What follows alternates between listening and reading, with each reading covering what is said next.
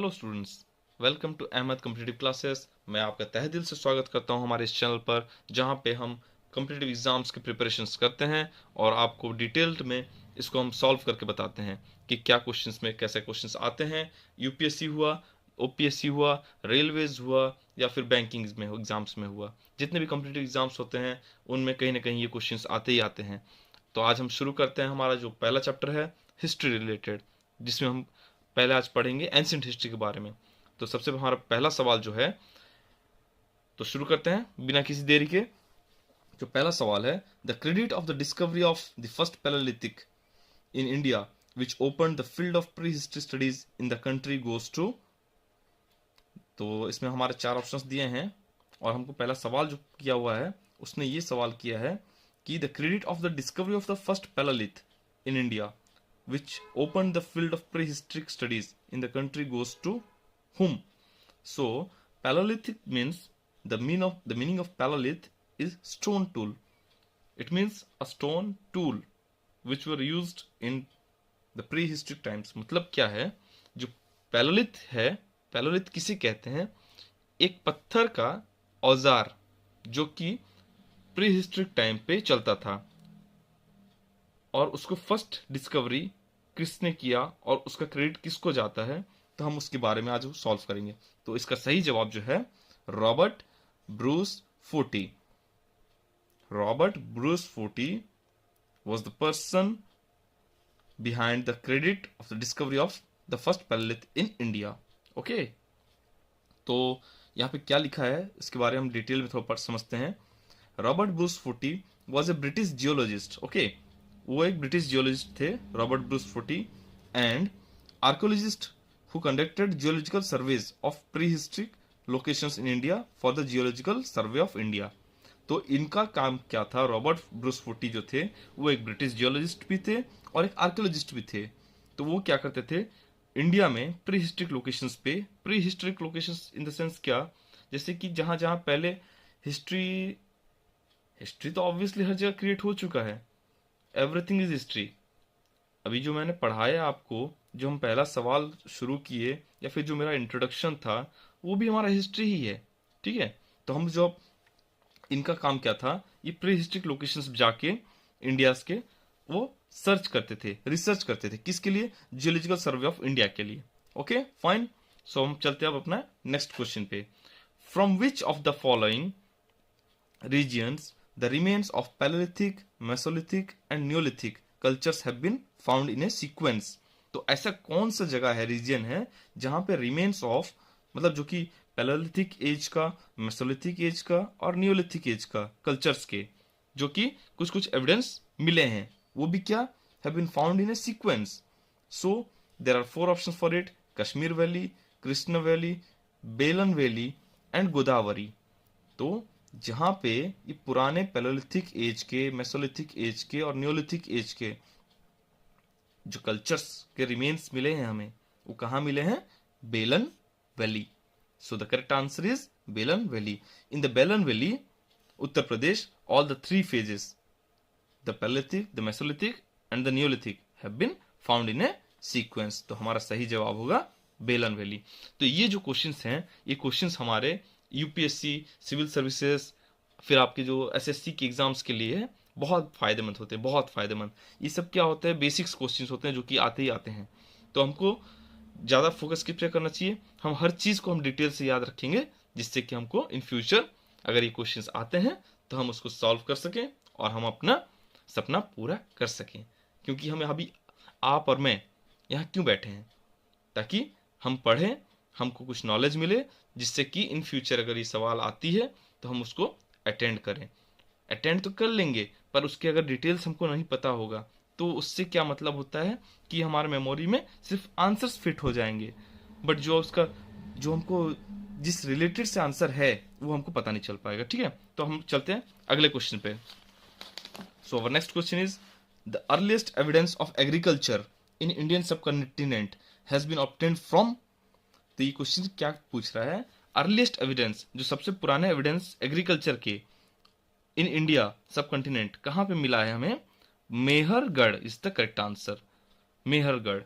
Okay, तो Mehrgarh is one of the most important Neolithic sites. Okay, Neolithic sites means आज से 7,000 साल से 7,000, सॉरी आई एम से 7,000 to 2,500 BCE sites in agriculture, in archaeology.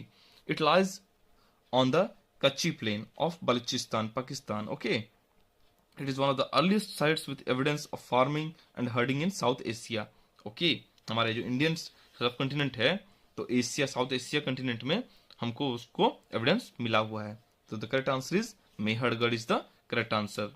तो ये क्वेश्चन क्या था, देखिए आप लोगों ने पढ़ा होगा, पर देखिए आज हमारा ये क्या हो रहा है, एक तरीके से रिवीजन क्लासेस भी हो जाएंगे हमारे, जो हमारे स्टूडेंट्स हैं जिन्होंने पढ़ रखा है इससे, उनका आज हमारा रिवीजन हो जा रहा है, जिससे क्या होगा, उन्हें बहुत फायदेमंद होगा उनके कॉम्पिटिटिव एग्जाम्स में। अगर इस सवाल आ जाती है तो उसके बदले उनको मार्क्स गेन कर सकते हैं ऐसे सवालों से। ठीक है, तो इसी के साथ हम डेडिकेटेड होते हुए आगे पढ़ते हैं।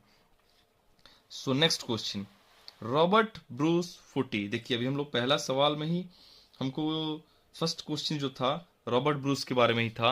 अब हमारा जो फोर्थ क्वेश्चन है, फोर्थ क्वेश्चन को हम लोग सॉल्व कर रहे हैं। रॉबर्ट ब्रूस फुटी के बारे में फिर से सवाल आ गया है, तो हम लोग सवाल को सॉल्व करते हैं। Robert Bruce Foote who discovered first palaeolithic tool in India was originally a, देखिए हम लोग अभी थोड़ी देर पहले हमने पढ़ा हुआ है, रॉबर्ट ब्रूस फुटी क्या थे बताइए। रॉबर्ट ब्रूस फुटी वाज ए जियोलॉजिस्ट, क्योंकि हमने पढ़ा हुआ है, पर देखिए यहाँ पे ब्रिटिश में, he was a British geologist and archaeologist. So the correct answer is geologist. हमारे चार ऑप्शन हैं, palaeobotanist, archaeologist, historian, geologist. So the correct answer is geologist. Answer B is the correct option. Next, which of the following sites is famous for prehistoric paintings. तो ऐसी कौन से sites हैं जो कि प्री हिस्ट्रिक पेंटिंग्स के लिए बहुत फेमस है। तो इसमें हमारे चार ऑप्शंस दिए गए हैं, बाघ, अजंता, भीमबेटका, अमरवती। तो the correct answer is Bhimbetka. Okay, because why, the rock shelters of Bhimbetka are a repository of rock paintings with natural rock shelters with archaeological evidence from the Paleolithic and Mesolithic period through the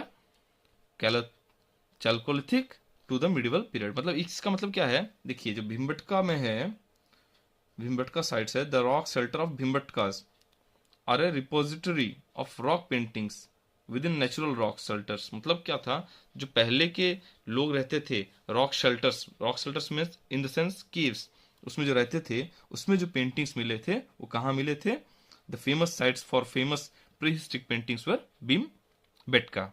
okay, so next question पे आते हैं हम अपने number sixth number question. Dogs were buried in human burials eight,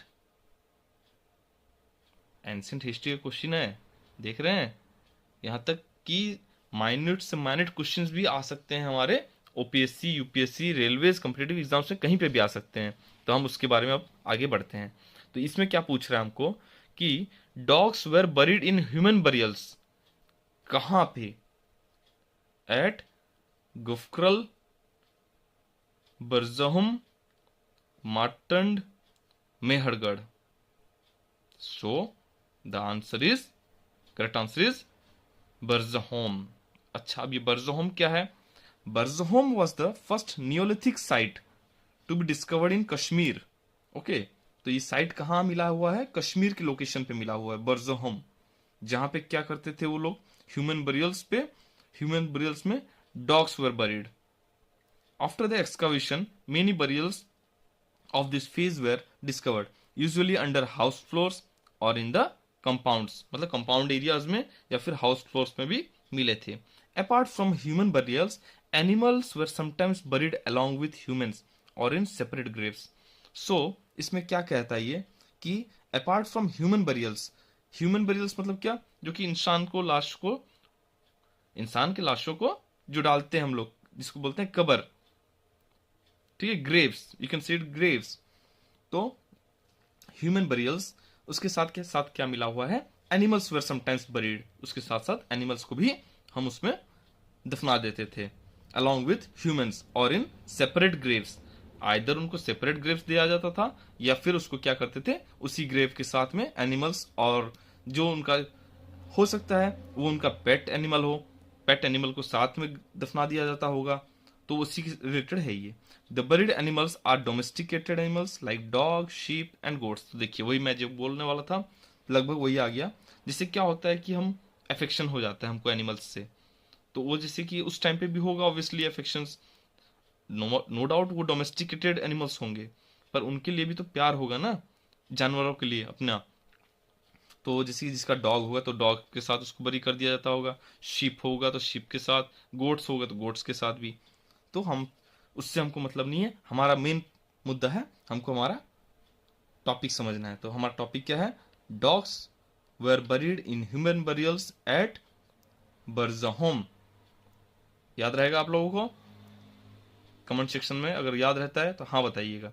और आपको अगर कोई सवाल जो आपको ना आता हो या फिर जो ना समझ में आए तो आप काइंडली मुझे इस पे टेक्स्ट कीजिए ताकि मैं आपका सवाल को जवाब दे पाऊं। ठीक है, तो हम चलते हैं हमारे नेक्स्ट क्वेश्चन पे। Ash mounds are related to the Neolithic culture of. Options दिए गए हैं, eastern India, south India, northern Vindhyas, Kashmir valley. तो सही जवाब होगा जो कि हमारा south India. Ash mounds, ash mounds are related to Neolithic culture of south India. ठीक है, तो इन साउथ इंडिया क्या होता है देखिए, in south India in the central part of the Deccan plateau archaeologists have discovered ash mounds of various size and shapes with uneven surface, even either covered with soil or grass। ठीक है, तो south India के central part जो कि Deccan plateau के, वहां पे क्या आर्कियोलॉजिस्ट को क्या डिस्कवर किया, उन्होंने एश माउंट्स डिस्कवर किया है, बहुत सारे साइजेस के, शेप्स के, और कई अनइवन सरफेस भी। अनइवन सरफेस मतलब क्या कि लेवल पूरा लेवल बराबर का नहीं रहेगा, थोड़ा कहीं पे ऊंचा थोड़ा नीचा ऐसा रहेगा, आइदर कवर्ड विथ सॉइल और ग्रास। ठीक है, तो हम अब चलते हैं अपना नेक्स्ट सवाल पे। जो हमारा नेक्स्ट क्वेश्चन है, an upper palaeolithic mother goddess made of bone has been obtained from. तो यहाँ पे सवाल आता है कि एक अपर पैलेलिथिक मदर गॉडेस थी एंशिएंट हिस्ट्री में, एंशिएंट टाइम्स में, जो कि बोन से बने थे, वो कहां से ऑब्टेन हुई है हमें? ऑप्शंस है गोदावरी वैली, नर्मदा वैली, सन वैली, बेलन वैली। ठीक है, एक बहुत बहुत इंपॉर्टेंट सवाल है, ये आ सकता है जो कि कॉम्पिटिटिव एग्जाम्स में। तो इसमें हमारा जो सही जवाब रहेगा बेलन valley is the correct answer, जो कि है कि जहां पे क्वेश्चन क्या पूछा है, an upper palaeolithic mother goddess made of bone has been obtained from Belan valley. So next question पे आते हैं, 9th number question, very important question. So who among, तो हम शुरू करते हैं, नेक्स्ट क्वेश्चन पे चलते हैं। Who among the following cultures were the first to paint their pottery. सबसे इंपॉर्टेंट क्वेश्चन है ये, बहुत चांसेस होते हैं आने के। Who among the following cultures were the first to paint their pottery. Pottery in the sense क्या, pottery किसको बोलते हैं? मटकों को। तो ऐसे कौन से कल्चर्स थे, who among the following cultures, जो कि पहले थे, जो कि अपने पॉटरीज को पेंट करते थे? तो हमारे ऑप्शंस इसमें जो जो देते हैं उसको ध्यान से सुनिए। Mesolithic, chalcolithic, neolithic, iron age. तो जो सही आंसर होगा ये वाला हमारा चालकोलिथिक। चालकोलिथिक कल्चर्स जो थे वो सबसे पहले पेंट करते थे उनके पॉटरी को। ठीक है, इसी के साथ अब हम चलते हैं अपने नेक्स्ट क्वेश्चन पे, जो कि है 10th नंबर क्वेश्चन। इससे पहले मैं आपसे एक सवाल करना चाहता हूं कि मुझे ये बताइए, the earliest inscriptions on stone was in which language. जो इंस्क्रिप्शंस थे स्टोन पे वो किस लैंग्वेज पे थे, किस लैंग्वेज से थे? लेस्ट देखिए, आपका टेस्ट ले लेते हैं एक बार, एक छोटा सा टेस्ट है, इसके बाद मैं जवाब बता दूंगा आपको नो डाउट। तब तक आप सोचिए, और देखिए आप लोग कॉम्पिटिटिव एग्जाम्स के लिए प्रिपरेशन कर रहे हैं तो नो डाउट इसमें तो कोई शक नहीं है कि आपका प्रिपरेशन 100% होगा, डेफिनेटली गुड। पर मैं जो अभी ये सवाल करने का मकसद क्या है, इसका जवाब जब मैं दूंगा उस टाइम मैं आपको बताऊंगा कि इसका मकसद क्या है, ठीक है। तो सवाल मैं फिर से आपको रिपीट कर देता हूं कि the earliest inscription on stone was in which language, मतलब जो कि अर्लीस्ट इंस्क्रिप्शंस थे। इंस्क्रिप्शंस मतलब क्या, जो कि स्टोन्स के ऊपर लिखे हुए देख के, अब जैसे आप लोग कोई जाते हैं, कोई मॉन्यूमेंट्स हुए, कोई भी जैसे ताजमहल हो गया, आगरा हुआ, या फिर कहीं भी XYZ, ताजमहल गए, अपना उसको क्या बोलते हैं जामा मस्जिद गए, या फिर अपना बहुत सारे मॉन्यूमेंट साइट, विक्टोरिया पैलेस चले गए, तो उस जगह पे क्या होता है, वॉल्स पे कुछ लिखे हुए रहते हैं जो कि हमको समझ नहीं आता है, जो इंस्क्रिप्शंस उसको बोलते हैं। तो वैसे ही द अर्लीस्ट इंस्क्रिप्शंस, जो कि सबसे फर्स्ट इंस्क्रिप्शंस जो स्टोन पे है, वो किस लैंग्वेज पे था, बताइएगा आप लोग, ठीक है।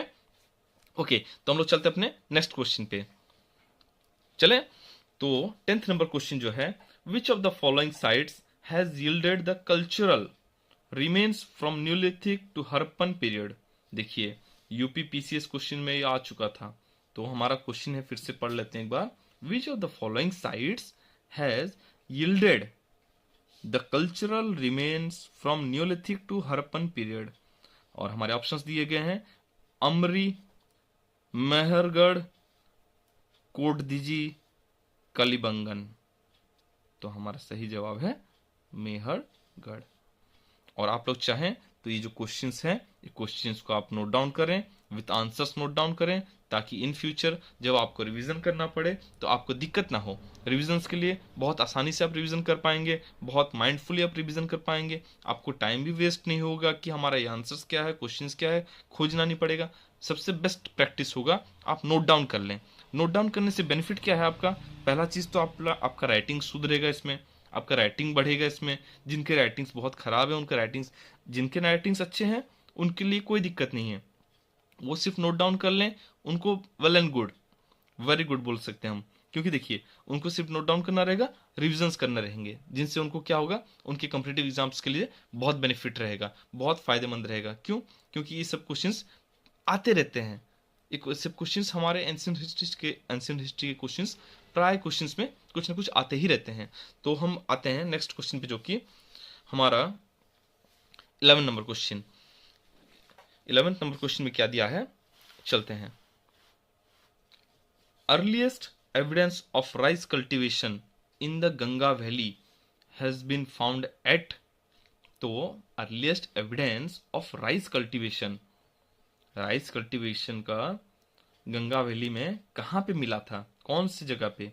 तो हमारे ऑप्शन दिए गए हैं, लहुरा देवा, सेनुवार, सोहगौरा, कौसंभी।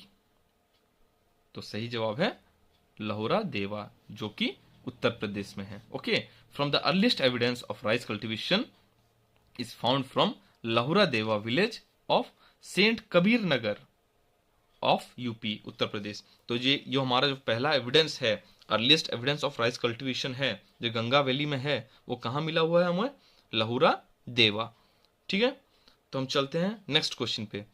विच rock shelter in India bears the largest number of paintings. तो ऐसा कौन सा रॉक शेल्टर है, देखिए अभी हम लोग थोड़ी देर पहले इस सवाल को सॉल्व कर चुके हैं ऑलरेडी, ठीक है। इस सवाल को हम ऑलरेडी सॉल्व कर चुके हैं। कहाँ सॉल्व किए हैं, देखिए याद कीजिए। तो ये रहा आपका वो सवाल, विच of the following sites is famous for prehistoric paintings, Bhimbetka के बारे में पढ़ चुके हैं। तो हम जो नेक्स्ट क्वेश्चन जो हमको पूछा है कि which rock shelter in India bears largest number of paintings, तो ऑब्वियसली हमारा सही आंसर होगा भीमबेटका। इसको आप नोट डाउन कर लें, इस क्वेश्चन को आप नोट डाउन कर लें, ताकि इन फ्यूचर आपको बहुत बेनिफिट दे सके। तो उसके बाद चलते हैं हम अपने नेक्स्ट क्वेश्चन पे। जो मैंने आपसे सवाल किया हुआ था उसका जवाब आ चुका है, उसका जवाब आप देख पा रहे हैं। तो देखिए, इसका क्वेश्चन का मतलब क्या था, the earliest inscription on stone was in which language. तो जो इंस्क्रिप्शन थे स्टोन पे, वो किस लैंग्वेज पे थे, पाली लैंग्वेज, संस्कृत लैंग्वेज, प्राकृत लैंग्वेज, या फिर ब्रह्मी लैंग्वेज। और ये आ चुका है हमारे यूपी PCS जो कि एग्जाम्स होते हैं, स्टेट लेवल के एग्जाम्स 2009 में, ये ऑलरेडी आ चुका है। तो जो सही जवाब है, प्राकृत लैंग्वेज में लिखे गए थे the earliest inscription of stones. ये कब के टाइम पे है, मौर्यन के टाइम पे, मौर्यन एम्पायर जब था, मौर्यन पीरियड में थे।